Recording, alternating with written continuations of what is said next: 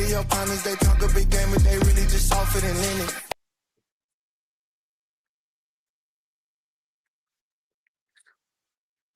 Welcome into We Talk Ball. I'm your host, Chris. You can find me on Twitter at CFB Talk 07. You can also follow the show account at College Crew on Twitter. You can also follow our YouTube show at College Sports Crew, capital C, capital S, capital C. We've got some playoff quarter round games to preview. We also got a massive coaching hire that's made. Seemingly looks like the last hire.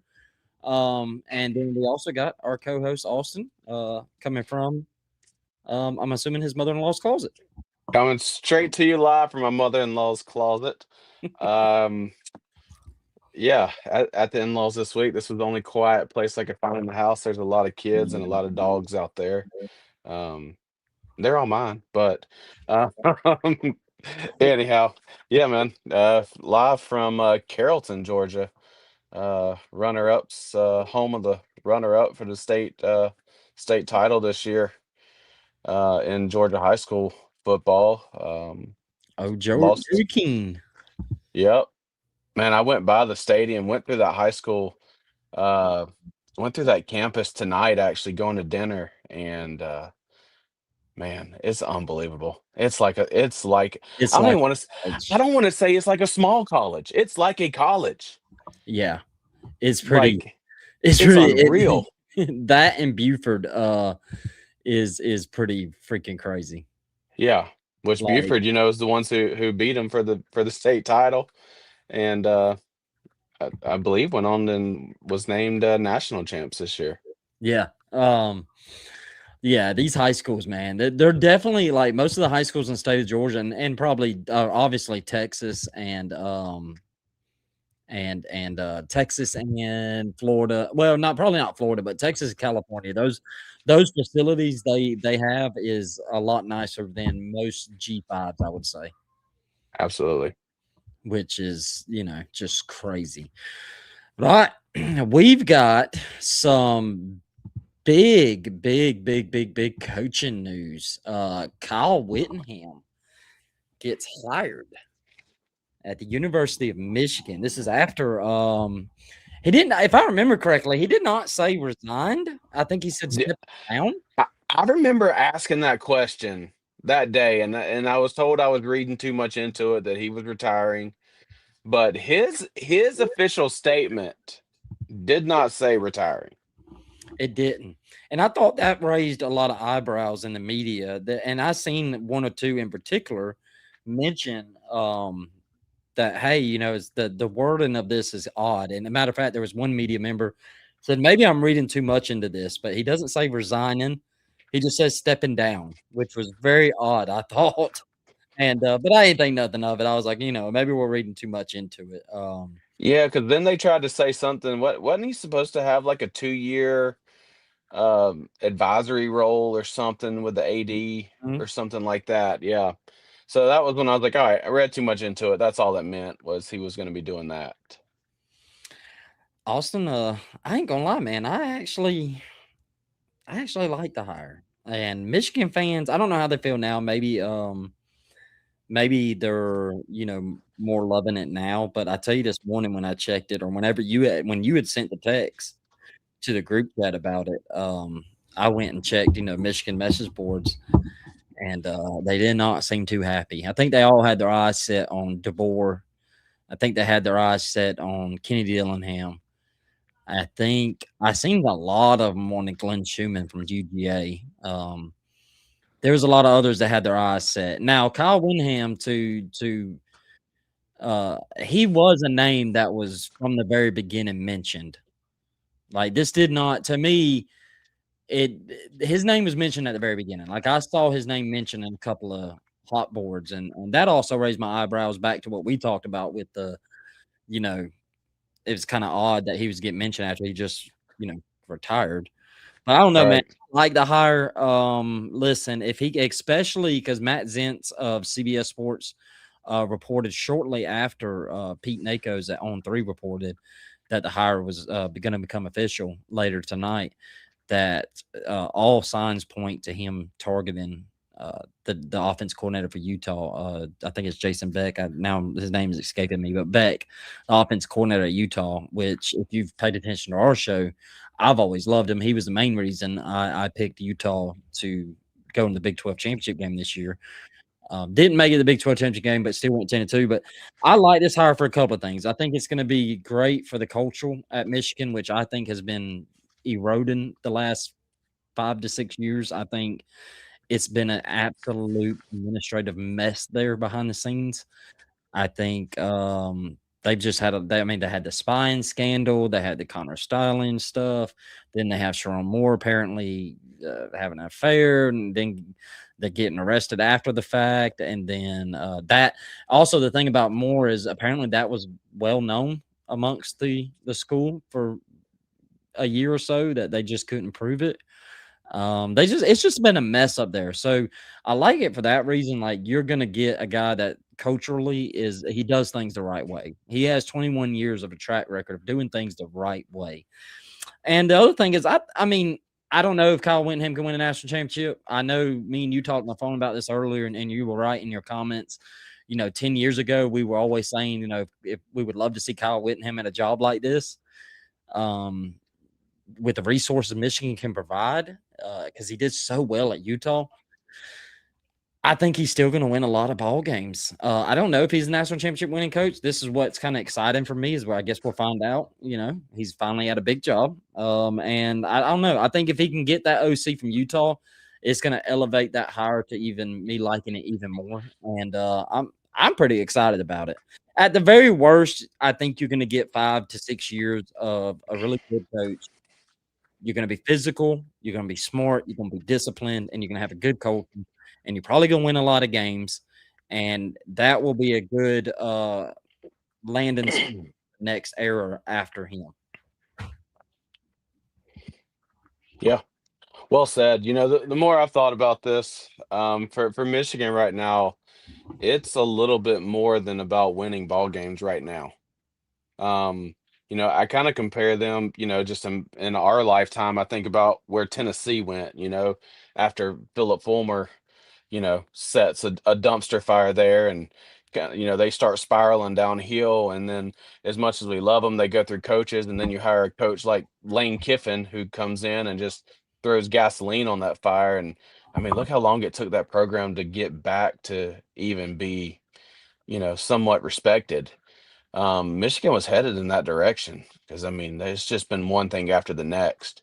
So if nothing else, I'm with you. I like the hire from a sense that I think he can come back and just get them on the straight and narrow, path that they need to be on, and win some ball games. I'm not saying he's not a good football coach by any means.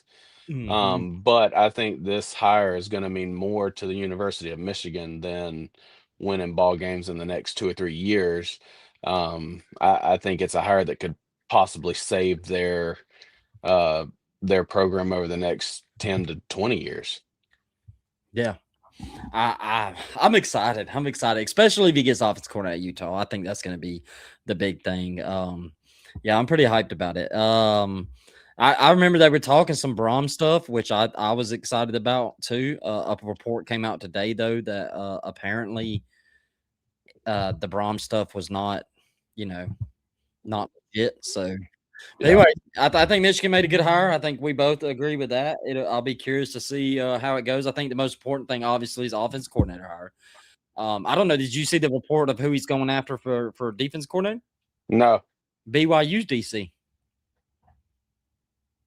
Wow.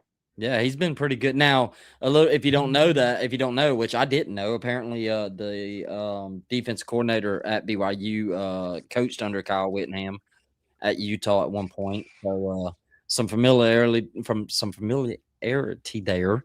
And then I think he's a really good DC. So if you can get him, pair him up with Beck at offense coordinator, I think he's stepping the right foot. And then it's all about keeping Bryce Underwood. That's goal 1, goal 2, goal 3. Similar to the NFL, you're only as good as your quarterback. And Yeah. that needs to be already worked on before he even took the job. Probably like he should be calling Bryce Underwood and doing whatever he can to keep that man. But it's big. I mean, if I was Bryce Underwood, I would be excited about this hire. I would too. Especially if he's bringing that OC with him. I would be ecstatic. But all right. I think we got a few big games coming up in the next week or so. Something like that. Something like that. We've got a couple of big games coming up. I think you're going to hear this a lot in this conversation. I'm going to say this word a lot, and I'm going to try not to, but I'm probably going to go ahead and just acknowledge I'm going to say it. Intriguing. You're going to hear that word a lot tonight. Yeah. That is a great word. You know, there are two games in this slate that I am just ready to see what happens. And look, the other two games I think could have some intrigueness to it as well. But I'm going to be saying intriguing to every single one. Yeah, no, you're right. But I really want to see who Texas Tech is. Mm-hmm. That is, I'm intrigued at that. And I got to take my hat off for a second, but I want to see who Indiana is. I do too.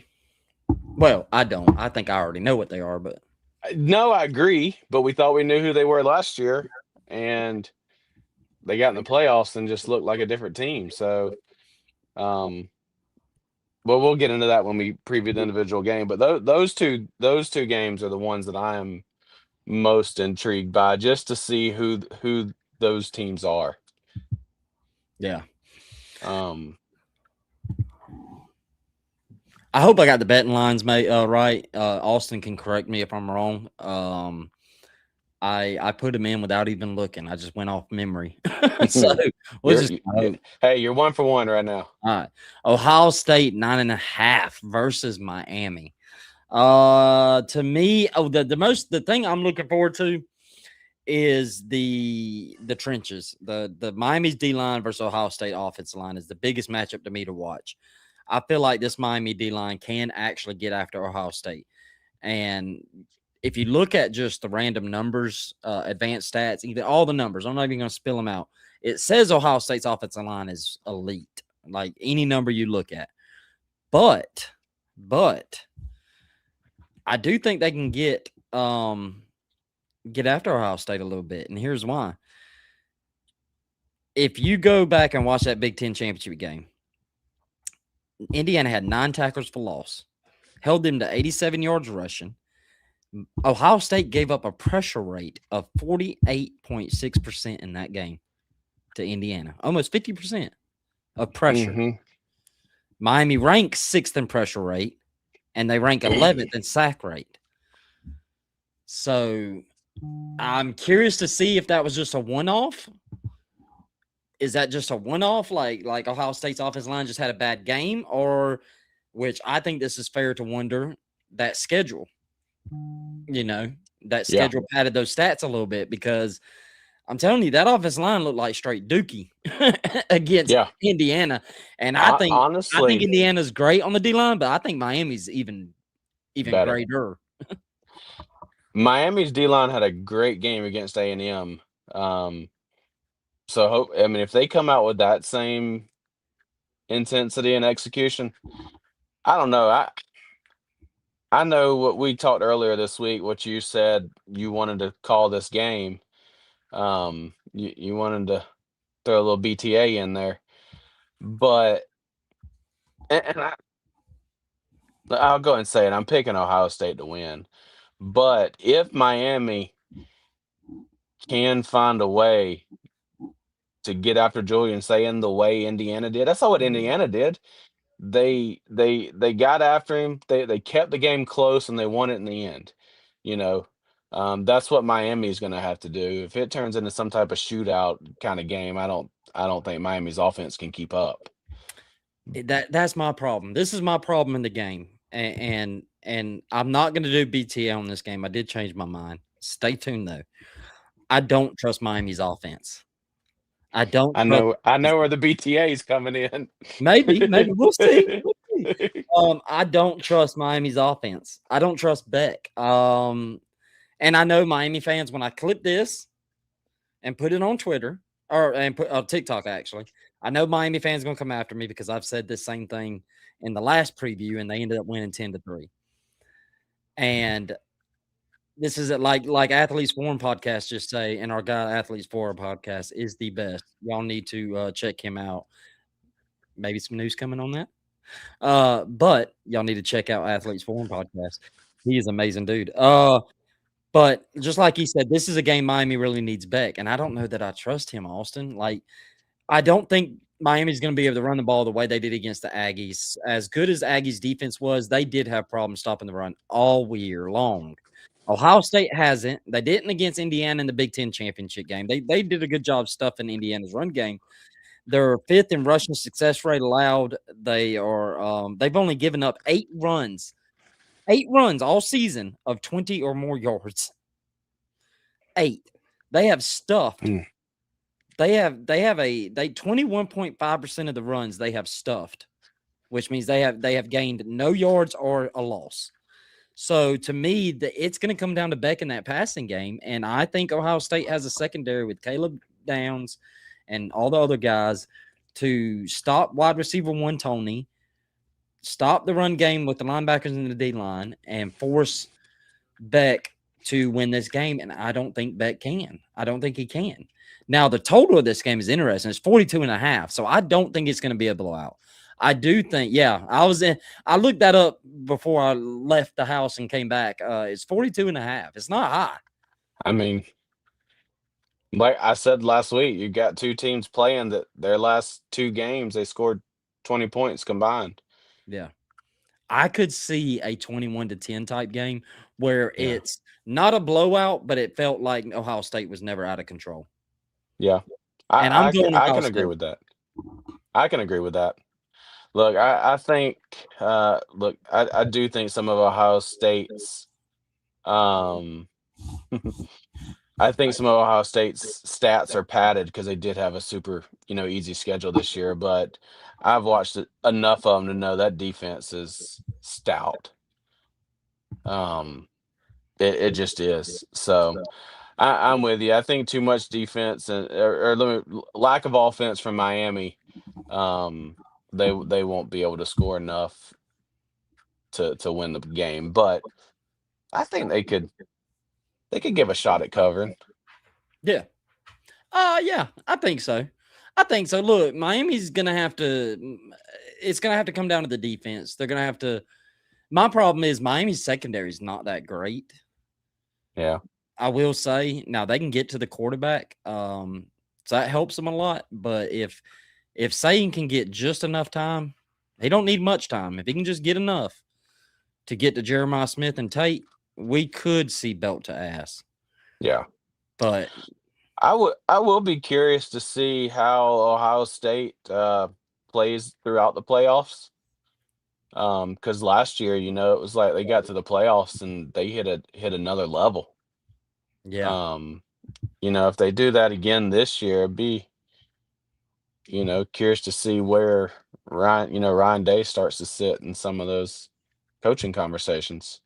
And that's another thing we didn't add into this. Ryan Day is taking over play calling duty. I'll be honest, I think he's been calling plays all season. But I don't know. He is going to be taking over play calling duties, according to him, over Brian Hartline, who's taking the new job at South Florida. So that's good to watch. Pete Thamel just announced. Sorry to interrupt this. Nothing crazy. You saw that? I was going to say it too, but you go ahead. That's interesting though that Kyle Whittingham is planning to announce to the team he is not coaching the bowl game. You've been there 30 years. You would think you'd finish out the season, but I think don't know, in this man. era he has to. You're right. That's true. It goes back to what we said. Like Bryce Underwood's A, B, C right now, and I think you don't need to waste a single second. You need to get in front of that Michigan team. You need to convince them to stay. It sucks. It's unfortunate. But it's not like That's Lane. what you He's got to leaving do. for a playoff team. Yeah. No. And if the reports are true that he was pushed out, that's my thought. Is this kind of a like, you know what, I'm out of here kind of thing? yeah, I hope there's no bad blood between him and Utah, because I mean I think he'll go down as a Utah yeah, great. But I don't know. I'm sure yeah. more will come out about it. And I agree with Athletes Forum podcast here before we go on to the next game. The only game the Buckeyes played an experienced quarterback was Indianapolis versus Sigs. If Beck can play like a vet, Miami might have something. I agree. If Beck comes out and now that's the thing, Beck has the capabilities. It is in there. We've seen it. It's just, I don't know. We'll see. I don't think we'll see it. I think this is Ohio State's defense. I think there's some things on their offense of Ohio State that's like paper tiger. I don't think that about the defense. I do think that's as legit of a defense as there I is, agree. schedule or not. The most intriguing game of the whole quarterfinals to me. Yeah. This one. Oregon favored by 1.5, I believe, versus Texas Tech. I don't know, man. This is my favorite game. This is probably my favorite game, just because. So, for one, I was so surprised at this point spread. It's actually jumped to 2.5. Really? Yep. Okay. Good thing I set a timer on these banners here, so it'll go away in about 20 seconds. So yeah, so it's jumped up to 2.5. I was surprised by that line. Like I seen so many big lines. I say big lines, but most of them are all touchdown or more, or right at a touchdown point spread. I thought this one would be one of them, and I actually thought like maybe a 1.5 would be one of the other ones. But no, this one is pretty low, and it's got me wondering. But I think to me, the biggest question to me is who has Texas Tech faced? Who's the best quarterback Texas Tech has faced? And I went and looked. I think the three best they faced was Sam Levitt, Avery Johnson, or AJ Johnson, whatever his name is. Is that Avery? I think it's Avery. It's Avery Johnson, yeah, at Kansas State. Kansas State. Devin, yeah, and Devin Dampier, all fine quarterbacks, but I don't think they're, I don't think they're Dante Moore. I don't think Texas Tech has faced any offense this season that has a passing attack that Oregon has, which is I believe they're 8th in explosive play rate. They're really explosive through the air, and they can score from anywhere. And so most of the teams Texas Tech has faced has been like really run oriented teams. I'm curious about that. And another thing that I'm really worried about for Texas Tech in this game is its ability to finish drives.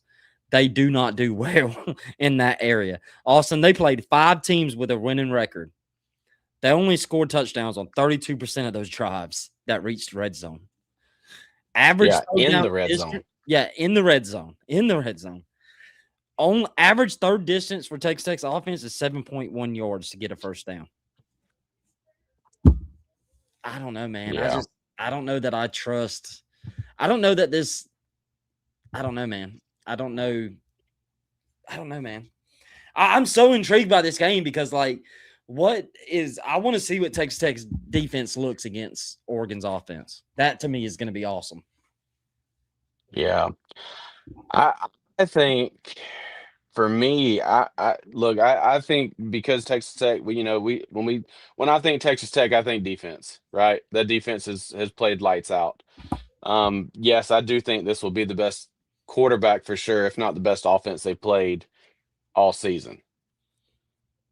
But for me, it's kind of the other side of the ball, like you talk about with the struggles and scoring touchdowns and things like that.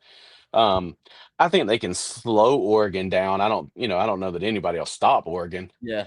But I just don't know if they can move the ball enough or score enough to keep up. Yeah, I don't either. Athletes Forum podcast. I was laughing. Yeah, I'm in the closet. Yeah. But let me say this. Let me say this before you start talking. On paper, The eye test against the competition that they have played, in my eyes, Texas Tech is playing as good a football as anybody in the country. We just have not seen them against any other competition, which is what makes this game intriguing.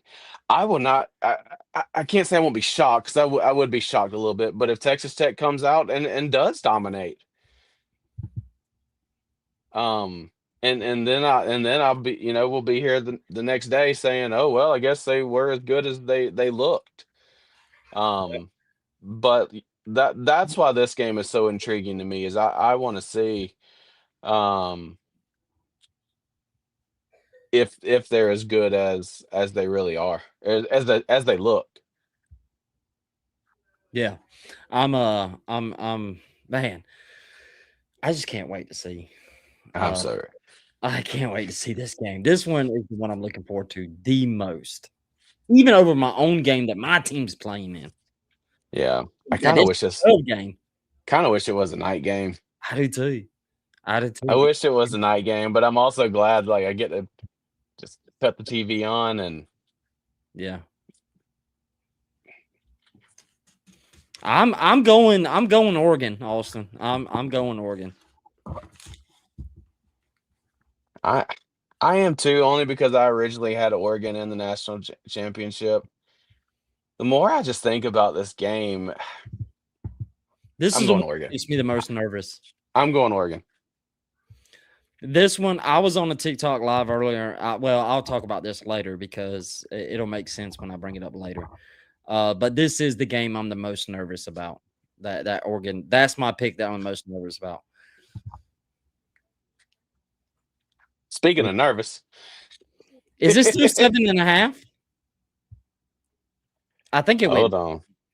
I think it went down. But Indiana versus Alabama. 6.5, 6.5, 6.5. So, hey guys, I messed up on the banners, but I don't know. Sue me. No, please don't do that. But yeah, the Rose Bowl. You know the rules. Austin is the resident Alabama fan. It's what he wears every time, and it's in our little picture right above his head.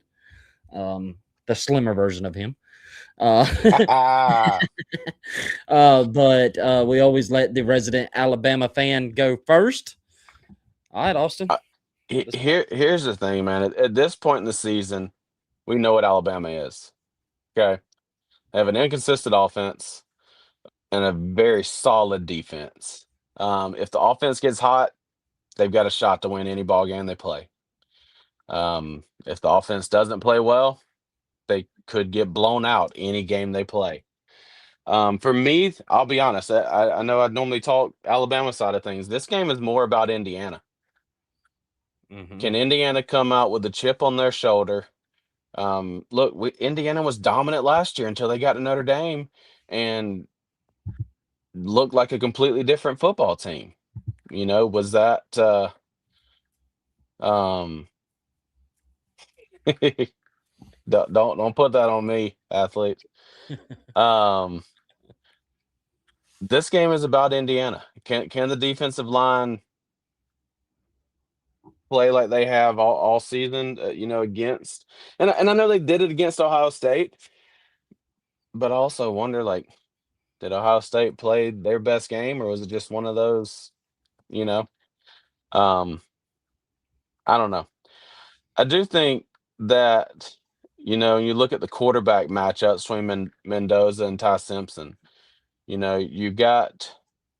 listening to me here? Yeah, oh yeah. All right, listen to this part. So you got Mendoza with 3,500 yards passing this Okay. season.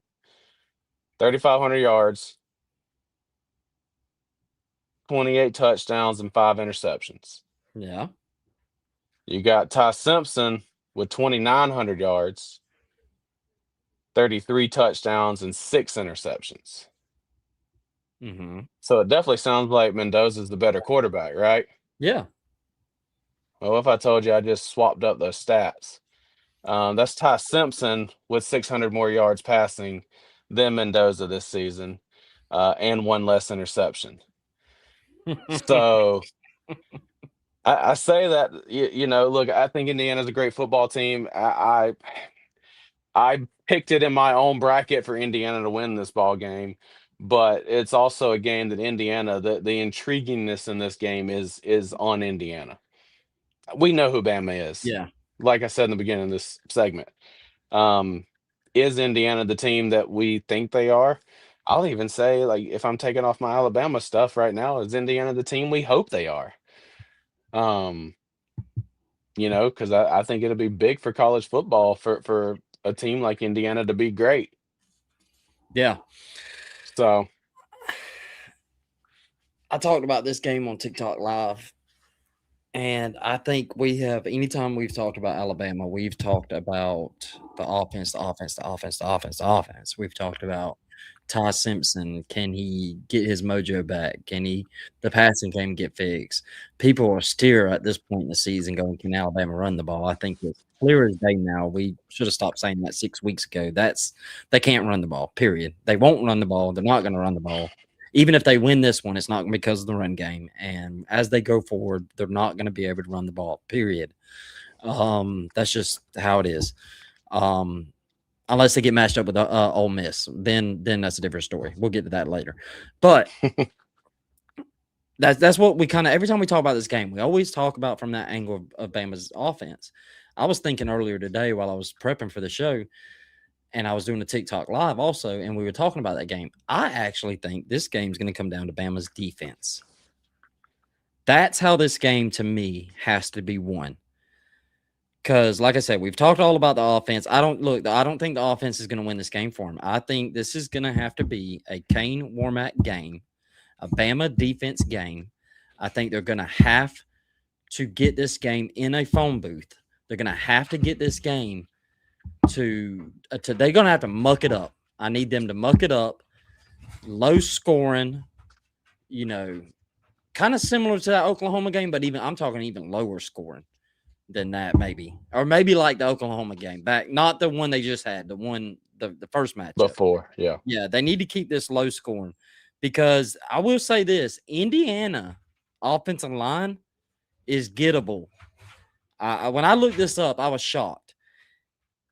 Indiana ranks 41st nationally in allowed pressure, 28.4%. They're 43rd in sack rate allowed. That's not horrible. It's not horrible, but it's not what I expected to see when I went and looked up stuff today prepping for the show, trying to find some kind of weakness for Indiana, because I was like, where is the weakness? There's a problem, though. There's two problems. Bama don't rush the passer that great. And the second problem is Mendoza is one of the best quarterbacks statistically when pressured. He is sixth nationally in passer efficiency when pressured, and he's also second in the country in touchdown rate off pressure when he's pressured at 11%. So I don't know. I think they're going to have to figure out a way to get pressure. They're going to have to figure out a way to get Mendoza, get him down, and really muck up this game to make it a low-scoring game, man. Make it one of those old-school LSU Bama things back in the day. They need to make this low-scoring. I will say the one thing I think Bama's got going for them on defensively is they're really elite. I would say elite in the secondary. I think they're really great in the secondary. They are 13th in pass yards per completion allowed, and they're 4th in the country in average air yards per attempt. So they keep everything in front of them. They don't let you hit a lot of explosives. And I think if they can just find a way to get pressure to Mendoza and they keep things in front of them, Indiana is not super explosive. They're just real efficient. And if they can keep everything in front of them, they got a chance. Yeah. Yeah, I'll be curious to see how Womack that is.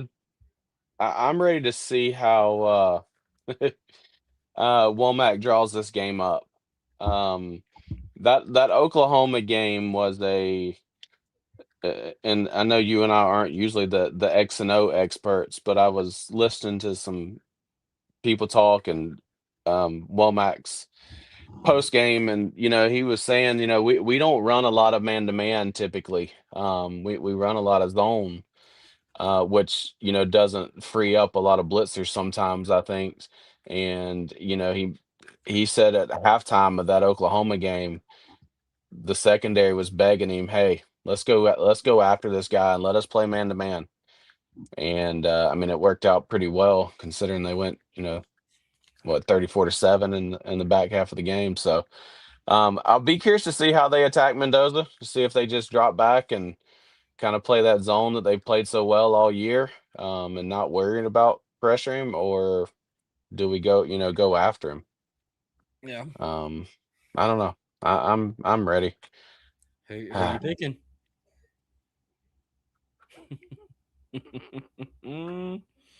I mean, in all my brackets, I picked Indiana. You did. I mean, yeah, you can go. I mean, you ain't held to it. Ain't nobody holding a gun to you. But the more I think about this game, I like the way the defense progressed last week. I like the way Ty kept fighting. And honestly, I don't give a piss about nothing but the Tide, baby. Roll Tide. He's going for the Tide. I'm feeling better, man. I really am. I could see it happening. Unfortunately, I'm picking Indiana. I do not like how I've gone with all the favorites so far. That scares me. But somebody mentioned that in my TikTok live earlier. We talked about the games. I named all my picks on TikTok live, and yeah, I don't like that. But Something we haven't brought up last year, 12-man playoff, wasn't it? The all 4 teams that had a bye lost in the second round. I think so. Yeah. Now, to be fair, because somebody brought this up earlier, and I was listening, they said the same thing. Well, to be fair, I think that had to do with the damn seeding. Because the teams that lost, other than now Georgia, no, that didn't have nothing to do with the seeding. And Oregon, that didn't have nothing to do with the seeding. But it was Arizona State had a bye. Yeah, that's true. Who else was it? You're asking me to remember something. I ain't gonna do that. Yeah, I can't remember who the other one was. It was Boise, wasn't it? It was. Was it Boise? Yeah. I think it was. You may be right. You may be right. Yeah, it was so Boise. Yeah, that definitely could have been it. If all 4 loses this year with who got the buys this year, I will start to agree with everybody. I get a little annoyed, not with you. No, I'm just bringing it up because I wanted to hear your people on Twitter have been very loud about that, and I've kind of pushed back. I said, let me see what happens this year. Yeah. Let me see what happens this year. The seeding definitely feels right. I mean, the matchups are just so intriguing this year, even though 3 out of 4 games are touchdown, or better favorites. Yeah. Be curious to see if it plays out that way. Yeah. Although I still keep going back to that Miami game, man. I think Ohio State's going to beat them, but I wouldn't put money on it. If I was Athletes Forum podcast, I'd stay away from that game. Yeah. Yeah. All right, I'm going Indiana. He's going Bama. Georgia -7. Ole Miss. There it is. There's the belt to ass on the back of the envelope. Man, put it on the phone bill. That's actually a hospital bill, but belt to ass, baby. I am feeling too confident in this game, man. I can't help it. I don't know why. And we're gonna rewind it a year. This may become a curse on the show because I haven't. Last year we wasn't doing the belt to ass thing. That little bit I have that I do. But it was basically what I was saying belt to ass last year when I picked Georgia over Notre Dame. So let's see if it's a curse or can I redeem myself? Because I do feel a little bit more confident in this Georgia Ole Miss game than I did beginning of the year. And the main reason why is because I think this UGA defense has improved tremendously since they played Ole Miss. Now, we'll find out for sure if it was improved because I do think, they didn't face the greatest of offenses since Ole Miss. But I think they have improved.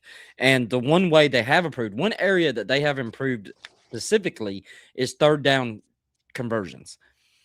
Listen to this, Austin. In September, they gave up 40.7% third downs. October, 43.2. November, 27.9. And December, 21.4. It has steadily dropped as the season progresses.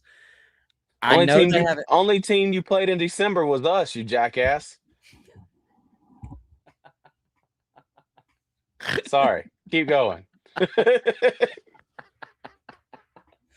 Hey, that's improvement considering how Bama gassed Georgia on third downs 6 months ago or whatever. So I do think this defense has improved. They also, since the Ole Miss game, nobody has scored more than 21 points on Georgia. Nobody. Yeah, I didn't think that was true either. I had to go fact check an article and go make sure what I was reading was correct. And it was. They have not allowed 21 points or more. So yeah, I'm just a lot of confident. And the main reason I'm really confident, Ole Miss cannot stop the run. Even in the blowout win against Tulane, their running back had 15 carries for 84 yards. Mississippi State game, both their running backs had 253 yards on 37 carries combined. Oklahoma had a running back go for 9 carries, 109 yards. Oklahoma cannot run the ball. They're just very similar to Alabama when it comes to the run game.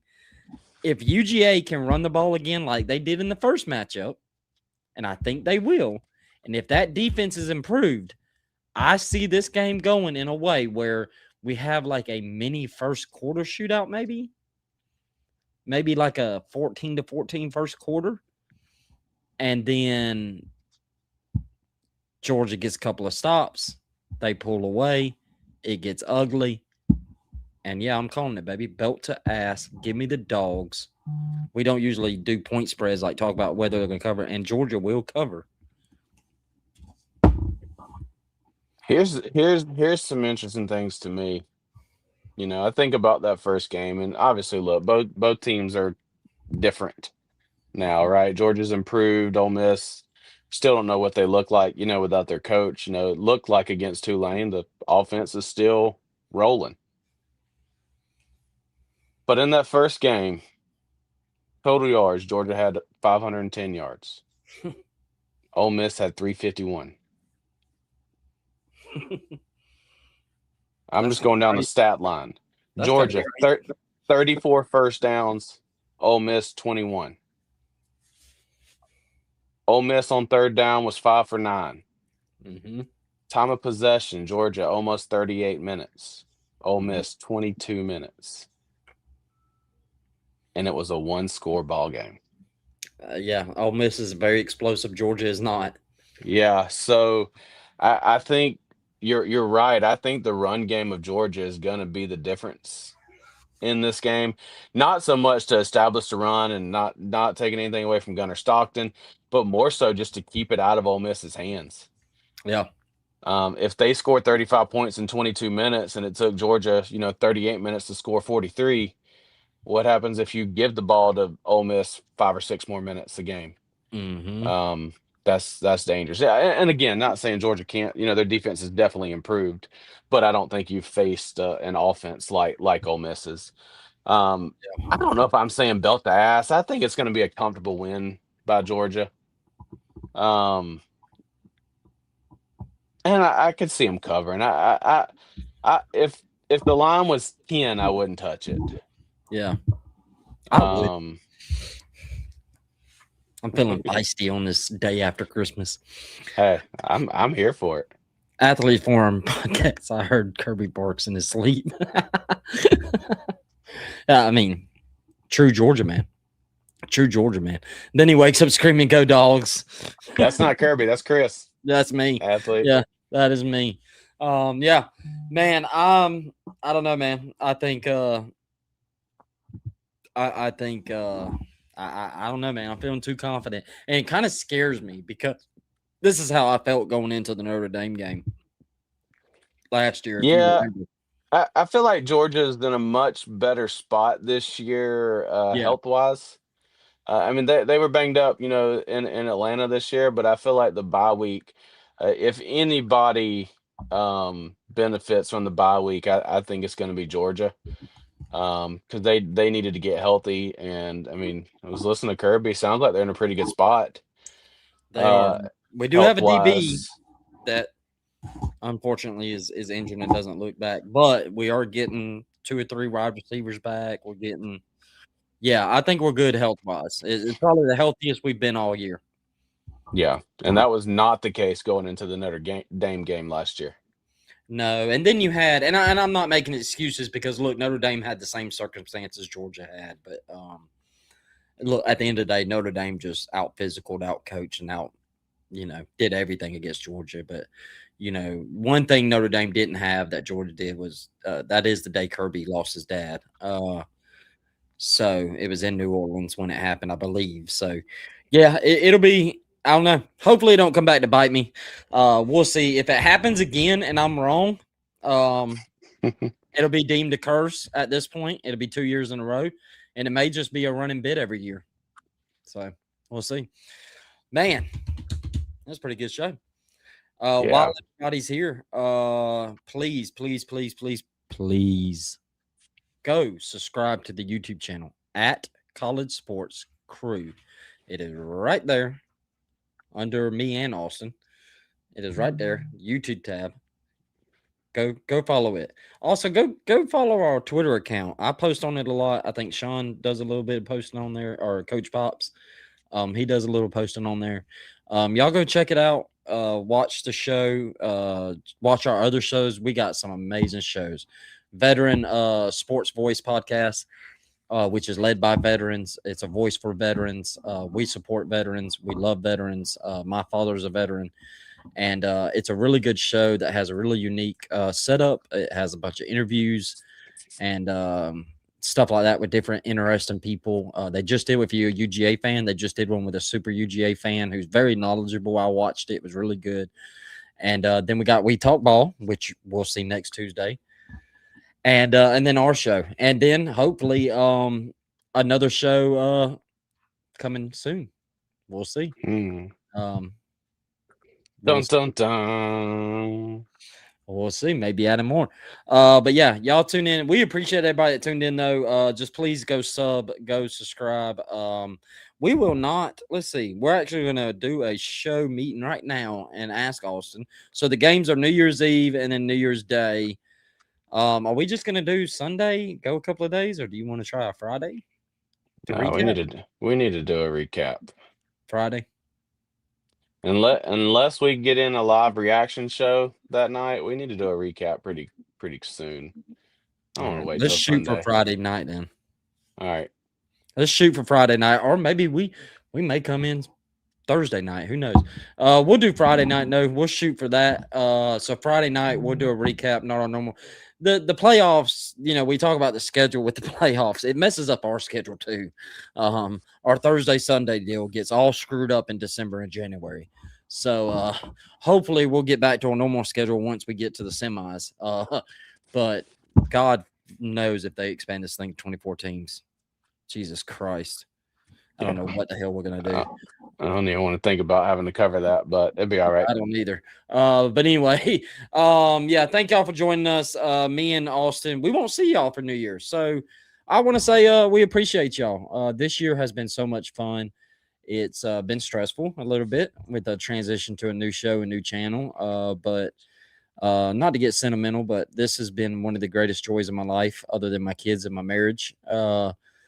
But doing it with my best friend of 20 some odd years, talk about it. I had quit saying that. I think it's now more 30 years now, but yeah, it's pushing it. Yeah, it's pushing 30 years. So this has been one of the greatest joys I've had is being able to do the show with Austin. It's a dream come true. We've talked about this since I was 19 and he was in his 20s, and it's finally happened. So another year in the books on the show, and I am looking forward to 2026 being even better with Austin. So and the other guys on the College Sports Crew, but specifically at We Talk Ball, I'm loving it. So Austin, any closing thoughts before we go? Nah, it's been all right. No, man, I'm messing with you. No, Caitlin man, rubbing off on him. right. No, yeah, my wife doesn't like to be sentimental, so I have to say something smart. But no, man, you're right though. This has been something we've talked about doing since the first year we were friends, and Rather just goes quickly. to show you what's possible in life. Just go do it, man. Just do it. Somebody that But criticized us on one of the TikToks said the podcasting gear must be cheap, and it is, guys. So just go do it. Just go buy a $30 mic, and Austin's got a mic, and yeah.